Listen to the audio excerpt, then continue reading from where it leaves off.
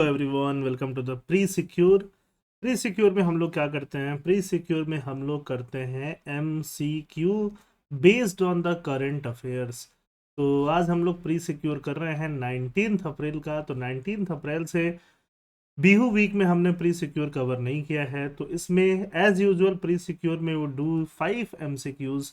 But यहाँ पे हम लोग थोड़े ज़्यादा MCQs करने वाले हैं। Almost we are going to cover 12 MCQ, so that कि जो भी वीक के इम्पॉर्टेंट करंट अफेयर्स हैं जो कि प्रीलिम्स में आने का चांस रखते हैं, वो सारे के सारे यहाँ पे क्या हो जाएं, कवर हो जाएं। तो let's begin. Question number 1, the Nagorno Karabakh region which has been a source of conflict for nearly 4 decades is a disputed territory between which two countries? Nagorno Karabakh region दो कंट्रीज के बीच का reason है जिसको बोलते हैं नगार्नो Karabakh reason, जिनके बीच में डिस्प्यूट चल रहा है। वैसे तो बहुत पुराना डिस्प्यूट है, लेकिन 2020 में ये डिस्प्यूट वापस से इमर्ज हो गया था। इनमें से किन दो कंट्रीज के बीच का डिस्प्यूट है? जब आप पढ़ोगे तो आपको पता चलेगा ये अर्मेनिया और अजेरबाईजान के बीच का डिस्प्यूट है। फर्स्ट का जो आंसर है वो क्या आएगा? सी आ जाएगा। Nagorno Karabakh is a landlocked region in the South Caucasus, internationally recognized as a part of Azerbaijan, but historically populated and controlled by ethnic Armenians. Armenians origin के लोग रहते हैं, लेकिन वो एरिया अजेरबाईजान में आता है। The conflict over this region dates back to the late Soviet era 1992, 2020, 2023। अभी वो फाइनली एक पीस डील पे पहुंच गए हैं। The drafted peace deal will lead to dissolution of self proclaimed Republic of Artsakh. Self proclaimed, वहाँ के जो सेल्फ प्रोक्लेम्ड रिपब्लिक है जिस बोलती है कि हम लोग खुद से यहाँ रूल करते हैं, वो डिसॉल्व हो जाएगी। नगार्नो काराबाख एथनिक अर्मेनियन एडमिनिस्ट्रेशन वहाँ पे क्या हो रही है, एक तरह से डिसॉल्व हो रही है। Armenia and Azerbaijan finalise draft peace deal to resolve conflict. बहुत सालों से ये डील चल रहा है, उसको अब रिजॉल्व करने की बात बोल भी जा रही है। ये रीजन जो है ये है अर्मेनिया, ये रीजन जो है वो है कंट्री है अजरबैजान, और ये जो है ये है नगार्नो काराबाख रीजन। तो नगार्नो काराबाख रीजन देखो कैस्पियन सी से तो अजरबैजान लगता है, और ये एरिया पूरा पूरा लैंड लॉक्ड आता है। नीचे में आपको कौन सी कंट्री मिलती है? अजरबैजान के नीचे ईरान कंट्री मिलती है। यहाँ अर्मेनिया का ही बॉर्डर लगता है। तो ये आपको पूरा पूरा एकदम डिटेल में इसका मैप पता होना चाहिए, डायरेक्टली इससे क्वेश्चन आपको मिलेगा। Consider the following statement regarding the North Sea. North Sea कहाँ पे है? नॉर्थ सी के बारे में आपको बताना है। It is a shallow north eastern arm of Atlantic ocean. Atlantic ocean बना दो, उसका नॉर्थ ईस्टर्न आर्म बना दो, वो क्या है? नॉर्थ सी है। बिल्कुल सही जवाब, नॉर्थ सी अटलांटिक ओशन से नॉर्थ ईस्ट में पड़ता है। It is bordered by United Kingdom. United Kingdom obviously आसपास है, नॉर्वे है, जर्मनी और फ्रांस भी है। तो ये चारों कंट्री जो हैं के आसपास पड़ता है। शैलो मतलब ओशन है, बहुत गहरा नहीं है, बट ओशन तो गहरा ही होगा। It is connected to the Atlantic Ocean through the Strait of Gibraltar. पतले से स्ट्रेट के थ्रू ये कनेक्टेड है। तो स्ट्रेट ऑफ जिब्राल्टर वो उस स्ट्रेट का नाम नहीं है, रादर उस स्ट्रेट का नाम इंग्लिश चैनल है। इसलिए थर्ड स्टेटमेंट गलत हो जाता है, और जहां थर्ड स्टेटमेंट गलत हो जाता है, सेकंड का जो आंसर बचेगा वो क्या बचेगा? फर्स्ट है, सेकंड बचेगा। Third statement is incorrect. ठीक है, तो North Sea collisions operations to clear a plastic pallet begins. ये रहा नॉर्थ सी। नॉर्थ सी का लोकेशन आपको पता होना चाहिए। नॉर्थ सी, और यहाँ पे ये कंट्री कौन है? नॉर्वे। यहाँ पे कंट्री कौन है? यूके। यूके, स्कॉटलैंड है ना। यहाँ पे आप अटलांटिक ओशन का ही एक तरह से ये पार्ट है। नॉर्थ सी आप यहाँ पे देख सकते हो, ये रहा इंग्लिश चैनल। इंग्लिश चैनल से यहाँ अटलांटिक ओशन से कनेक्ट हो रही है, ऊपर से भी अटलांटिक ओशन से कनेक्ट होती है। यहाँ पे कंट्रीज जो हैं, जर्मनी आपको कंट्रीज मिलेगा, यहाँ पे कंट्रीज फ्रांस मिलेगा, नेदरलैंड मिलेगा, बेल्जियम मिलेगा, डेनमार्क मिलेगा। बहुत सारे कंट्रीज जो हैं इसकी बॉर्डर हैं। तो ये सारे बॉर्डर कंट्रीज आपको बिल्कुल यहाँ से पता होना ही चाहिए। Question number 3, Antarctic circumpolar current क्या होता है? It flows continuously from west to east around Antarctica. तो अगर आप वर्ल्ड मैप बनाते हो, वर्ल्ड मैप में अगर आप ये अफ्रीका बनाते हो, और अफ्रीका बना के ये हॉर्न ऑफ अफ्रीका कुछ ऐसे, यहाँ पे इंडिया और बाकी रीजन आता है। यहाँ पे अगर आप ऑस्ट्रेलिया बनाते हो, तो यहाँ पे आपको जो रीजन आता है वो क्या है? अंटार्कटिका। और अंटार्कटिका में अंटार्कटिक सरकम पोलर करंट जो है वो किधर से किधर चलती रहती है? वेस्ट टू ईस्ट, तो ये वाला डायरेक्शन क्या है, वेस्ट है, ये वाला डायरेक्शन क्या है, ईस्ट है, बिल्कुल चलती रहती है। Separating the southern ocean from Atlantic, Pacific and Indian ocean, इधर क्या है, इंडियन ओशियन है, इधर क्या है, अटलांटिक ओशियन है, इधर क्या है, पैसिफिक ओशियन है। तो ये जो करंट चलते रहता है, ये करंट क्या करता है, नीचे में जो ओशन है उसको हम कौन सा ओशन बोलेंगे, सदर्न ओशन बोलेंगे। सदर्न ओशन को पैसिफिक से, इंडियन ओशन से, अटलांटिक ओशन से सेपरेटेड रखता है, तो it is very very correct. It prevents warmer northern water from reaching Antarctica. Warmer northern water, ऊपर से जो गर्म पानी है इंडियन ओशन का, अटलांटिक का या पैसिफिक का, वो अंटार्कटिका में पहुंचने से रोकता है। बिल्कुल सही बात है। Helping to preserve the region ice sheet, so that कि इस रीजन का जो आइस शीट है वो प्रिजर्व रहे। अभी क्या प्रॉब्लम हो रहा है कि ये जो अंटार्कटिक सरकमपोलर, सरकमपोलर मतलब इसके चारों तरफ गोल गोल घूम के होता है, बट ऊपर से देखोगे तो आप वेस्ट से ईस्ट की तरफ आएगा इधर से, तो ये वेस्ट टू ईस्ट जो जा रहा है, जो इसको गर्म होने से बचाता है। अब ये करंट जो है वो धीरे धीरे वीक हो रहा है। अगर ये करंट धीरे धीरे वीक होगा तो ऊपर से Atlantic ocean, Indian ocean, Pacific ocean की जो गर्म पानी है, वार्म वाटर है, वो वार्म वाटर इसके साथ मिक्सअप होना चलेगा, इसका टेम्परेचर बढ़ने लगेगा। यहाँ पे जो आइसबर्ग्स हैं, आइस शीट्स हैं, वो मेल्ट होने शुरू हो जाएंगे और सीधे सीधे अंटार्कटिका अगर ख़त्म होने लगेगा, फ्रेश वाटर सोर्स ख़त्म होने लगेगा, धीरे धीरे क्या होने लगेगा, आसपास के जो आइलैंड है वो सबमर्ज होने लगेंगे। तो ये अभी प्रॉब्लम देखने में आई है फिलहाल। थर्ड का क्वेश्चन नंबर क्या हो जाएगा, आंसर सी हो जाएगा।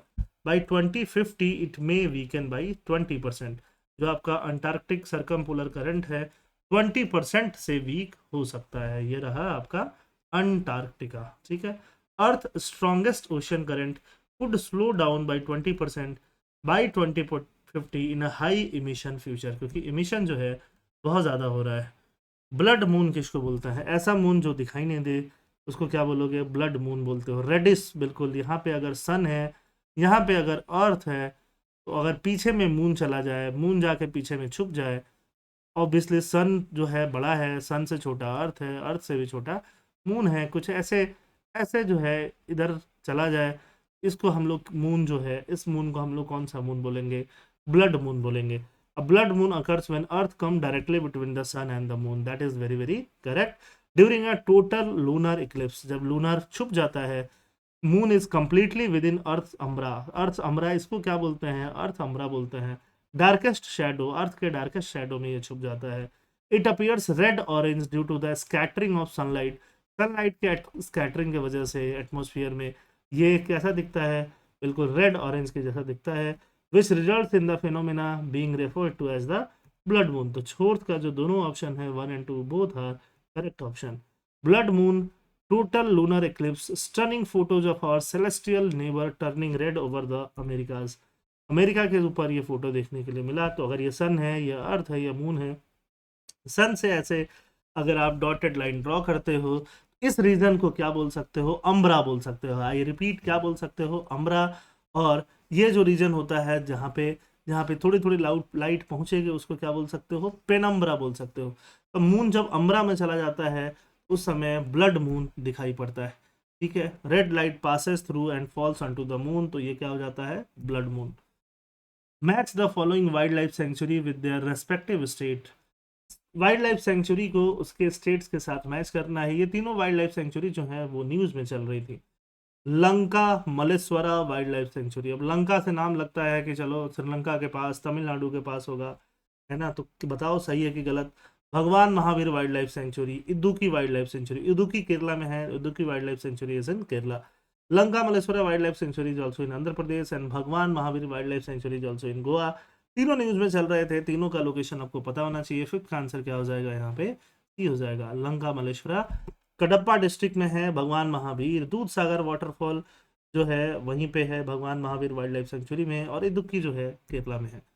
क्यों क्यों Andhra Pradesh ASI finds ancient rock art inscription in Lanka Malleswara sanctuary, इसलिए ये न्यूज में है। High court notice to railways over the land acquisition and Mollem, इसलिए ये न्यूज में है। मुल्लेम मतलब महावीर, भगवान महावीर वाइल्ड लाइफ सेंचुरी कहाँ पे है, मुल्लेम में। 14 new birds, 15 butterflies, 8 odonates sighted during faunal survey in Idukki wild life sanctuary. तो ये तीनों न्यूज़पेपर में छप रहे हैं। मजूली आइलैंड के बारे में आपको क्या पता है, क्या मजूली आइलैंड एक यूनेस्को वर्ल्ड हेरिटेज साइट है? अभी तक वर्ल्ड हेरिटेज साइट नहीं है। It is located in Assam and is formed by the Brahmaputra river in the south and the Kherkutia Xuti and an branch of Brahmaputra joint by Subansiri river in the north. बिल्कुल सही बात है। In 2016, Majuli became the first island to be declared a district in India. First and second both are correct.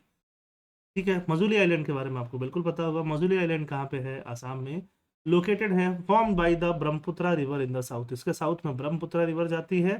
And केराकुतिया जूती river जो है ब्रह्मपुत्र का एक अन branch, वो उसके नॉर्थ में जाती है सुबानश्री रिवर के अलॉन्ग। अगर आप देखोगे तो यूनेस्को के रिकॉग्निशन के लिए इंडिया जो है यहाँ पे मजूली और सीसागर दोनों को नॉर्थ ईस्ट रीजन से यूनेस्को रिकॉग्निशन दिलवाने में लगा हुआ है। और this is Brahmaputra river south में, और सुबानश्री रिवर, खेराकुतिया, लोहित रिवर ये आपको ऊपर में मिलेंगे, दैट इज नॉर्थ में मिलेंगे। और ये पूरा जो डिस्टेंस है 15.8 kilometre. With reference to KATRIN experiment, KATRIN है, कटरीना नहीं है, कैटरीन एक्सपेरिमेंट क्या है? It is an international neutrino research project, neutrino पे रिसर्च चल रहा है, located at the Karlsruhe institute of technology in Germany. Neutrino क्या होता है? न्यूट्रिनो को गॉड पार्टिकल भी बोलते हैं। सन रेज में फोटोन के बाद जो सबसे ज्यादा मिलते हैं वो क्या मिलते हैं? न्यूट्रिनो मिलते हैं।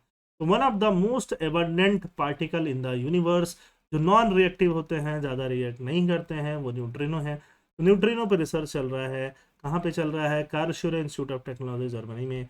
The experiment seeks to determine the mass of neutrino by studying the beta decay of tritium. Tritium का बीटा डिके करा के उसका मास पढ़ने की कोशिश की जा रही है। सेवेंथ का जो बोथ द स्टेटमेंट है, बोथ द स्टेटमेंट सही है। घोस्ट पार्टिकल न्यूट्रिनो को ही बोलते हैं। Just got lighter, Katrin sets a new benchmark for neutrino mass. What is iron wood? Iron wood क्या है? Recently seen in the news with reference to artificial intelligence. Iron would say कभी आप सोच भी नहीं पाओगे कि आर्टिफिशियल इंटेलिजेंस की बात हो रही है। Google 7th generation tensor processing unit, TPU है ना। सीपीयू जैसे आपने सुना होगा, सेंट्रल प्रोसेसिंग यूनिट, वैसे ही है tensor processing unit, 7th generation है, इसको आयरन वुड का नाम दिया गया है। टी आंसर इसका हो जाएगा Ironwood, the first Google TPU for the age of inference. Iron wood is our most powerful, capable and energy efficient TPU yet designed to power thinking inferential AI model at scale. This is very very important. ठीक है, तो ये आप जरूर इस साल exam के लिए ध्यान में रखिएगा। थांगजिंग हिल्स के बारे में आपको क्या पता है? थांगजिंग हिल्स, यहाँ तो मैंने मणिपुर बता दिया, क्वेश्चन में आपको मणिपुर हो सकता है नहीं बताए। Thangjing hills are located in the Churachandpur district and form part of western boundary of the Imphal valley. Correct. Hills are associated with Thangjing, the ancestral deity of Moirang region, and are considered sacred by the Methi community. That is also correct. In Methi cosmology, Methi community कहाँ रहती है? मणिपुर में रहती है। Thangjin Hill is symbolically considered the right leg of body of Manipur. That is also correct. 9th का जो तीनों option है, तीनों सही है। Pilgrimage occurs annually during the Methi lunar month, अप्रैल में, especially on after the full moon day. Full moon day के बाद यहाँ पे पिलग्रिमेज होता है, लोग वहाँ पे स्पिरिचुअल पर्पसेस के लिए आते हैं। कुकी जो protester stop Meiteis from climbing Thangjing hill. Kuki opposes Meiteis annual pilgrimage to Thangjing hill in Manipur, तो that's why it is in news, very important. Question number 10, with reference to new categorisation of industries under the pollution index. Industries को अब pollution index के under categorise किया गया। This question is also very very very very important. The pollution index is computed based on emission, कितना emission हो रहा है, effluents कितना waste निकल रहा है, hazardous waste, resource consumption कोई भी इंडस्ट्री कितना कर रही है, तो इसके बेसिस पे pollution index मेजर होता है। White category includes industry with least pollution potential, जिसका स्कोर 0 से 20 हो। Waste to energy incineration has been reclassified from red to the blue category. Waste to energy का अगर जलाया जा रहा है तो उसको रेड से ब्लू कैटेगरी में डाला गया है। Blue category includes industries performing essential environmental service such as composting, biogas plant, sewage treatment and material recovery, उनको ब्लू कैटेगरी में डाला गया है। यहाँ पे अगर आप देखोगे तो चारों के चारों स्टेटमेंट जो हैं वो बिल्कुल बिल्कुल सही हैं। All the statements given are correct. Blue washing, new categorization by CPCB promotes highly polluting incineration industry. Blue washing का यही मतलब होता है, green washing, blue washing. Blue blue washing का मतलब एक तरह से जब ग्रीन वॉशिंग बोलते हैं तो ऐसा दिखाते हैं कि कोई इन्वायरमेंटली फ्रेंडली काम कर रहा है बट कर नहीं रहा होता है। वैसे ही ब्लू रेड लेवल को ब्लू टैग दे के ब्लू वॉशिंग किया गया है। ये आर्टिकल जो है वो यही क्लेम करता है। Until recently, waste to energy incineration industries were classified by as CPCB as red। तो रेड था मतलब एक अच्छा कैटेगरी नहीं था, अब उनको ब्लू कैटेगरी में डाल के अच्छा कैटेगरी बना दिया गया है। 0 से 20 पॉल्यूशन वाले वाइट कैटेगरी, 21 से 40 वाले ग्रीन कैटेगरी, 41 से 59 वाले ऑरेंज कैटेगरी और 60 से 100 वाले रेड कैटेगरी में। और ब्लू कैटेगरी एक तरह से आप सोचोगे ऑरेंज और रेड के बीच में कहीं फॉर्म किया गया है। कोई स्कोर नहीं है इसका, बट हाँ ब्लू कैटेगरी में डाल दिया गया है। वेलेस लाइन क्या है? वेलेस लाइन अर्थ में एक ऐसा line, bio geographical boundary that separates eco zones of Asia and Australia. Asia का इको जोन और नीचे ऑस्ट्रेलिया का इको जोन को सेपरेट करते हैं। Wallace line runs through the Lombok straight जो बाली और लोम्बोक के बीच में है, एंड मकासार स्ट्रेट जो बोर्निया एंड सुलावासी आइलैंड, ये इंडोनेशिया की बात चल रही है, उसके बीच में ये यहाँ से ये वेलेस लाइन गुजरती है। It acts as a barrier for both terrestrial and marine species. तो टेरेस्ट्रियल स्पीसीज के लिए तो बैरियर है कि आइलैंड से दूसरे आइलैंड पे पानी से होकर टेरेस्ट्रियल स्पीसीज तो नहीं जाएंगे, बट मरीन स्पीसीज के लिए कैसे बैरियर होगा? मरीन स्पीसीज तो पानी को क्रॉस कर जाएंगे। इसलिए आंसर इसका क्या होगा? First and second. Wallace line के बारे में थोड़ा सा और समझते हैं। How the Wallace line explains the difference in species across continents. What is Wallace line? ये जो लाइन देख रहे हो ये क्या है? Wallace line. तो इधर के एनिमल जो हैं थोड़े अलग मिलेंगे आपको और इधर के एनिमल जो हैं अलग मिलेंगे। खासकर कौन से एनिमल? टेरेस्ट्रियल एनिमल, है ना, कि इधर वाला लैंड स्पीसीज अलग होगा, इधर वाला लैंड स्पीसीज का होगा अलग होगा। ठीक है, तो वेलेस लाइन भी है। हॉक्सले मॉडिफिकेशन ऑफ वेलेस लाइन जो है उसको रेड रेड से दिखाया गया है। वेबर्स लाइन को यहाँ पे ये वॉयलेट से दिखाया गया है। लिमिट ऑफ ऑस्ट्रेलियन को यहाँ से ग्रीन से दिखाया गया है। तो अगर हम मॉडिफिकेशन ऑफ वेलेस लाइन करें तो ये जो रेड है, रेड के बाद जो यहाँ ये ब्लू जा रहा है ये वेलेस लाइन, इधर वाले एनिमल अलग टाइप के हैं, इधर वाले एनिमल अलग टाइप के हैं। तो वेलेस लाइन कहाँ से गुजरती है? बोर्नियो आइलैंड सेलेब्स के बीच से निकलती है यहाँ से जावा को, और इधर जावा आइलैंड के बगल से निकलती है, ये आप बोल सकते हो। तो उसके वेस्ट में रहने वाले एनिमल ऐसे हैं, देखो इंडिया में इंडियन एलिफेंट, बंगाल टाइगर, ठीक है, यहाँ पे आपको गौर देखने के लिए मिलेगा, ठीक है, और यहाँ पे एप देखने के लिए मिलेगा। बट ईस्ट वाले एनिमल जो हैं वो आपको इस तरह से देखने के लिए मिलेंगे जो इंडिया में जनरली आपको नहीं मिलते हैं। ठीक है, last question for the day, Vulcan de Fuego. Vulcan de Fuego कहाँ पे एरप्ट हुआ? एरप्ट हुआ मतलब ये क्या है? वोल्केनो है, नाम ही है वोल्कन दी फ्यूगो। ठीक है, चारों कंट्री देखो, नाम बताओ। नाम है ग्वाटेमाला, है ना, प्रीलिम्स में डायरेक्टली पूछा जा सकता है। Volcan de Fuego is an active stratovolcano in Guatemala, Central America. It is one of the most frequently erupting volcanoes in the region and is part of the Pacific Ring of Fire. Ring of Fire, Pacific Ring of Fire का part है। Its recent eruption have caused pyroclastic flows and posed serious threat। pyroclastic flows जहाँ से plastic जैसा flow माना जाता है, mud word पूरा flow होता है पानी के साथ मिलके, pyroclastic flows. It is stunning images capture volcano of power eruption in Guatemala. यहाँ से देखो पायरोक्लास्टिक फ्लोज नीचे की तरफ फ्लो होता है। ग्वाटेमाला एक कंट्री है। ग्वाटेमाला कंट्री कहाँ पे है? कैरेबियन सी के आसपास आपको कंट्री मिलेगा। मैक्सिको से बगल में होंडरस के ऊपर ये आपको ग्वाटेमाला यहाँ पे कंट्री मिलेगा। ठीक है, तो आई होप सारी चीज़ें आपको समझ में आई होंगी। ये सारे क्वेश्चन प्रीलिम्स के लिहाजे से बहुत ही इम्पोर्टेंट है, इनका नोट्स आप ज़रूर बना लीजिएगा। PDF आपको मिल जाएगा लिंक में। थैंक यू, जय हिंद।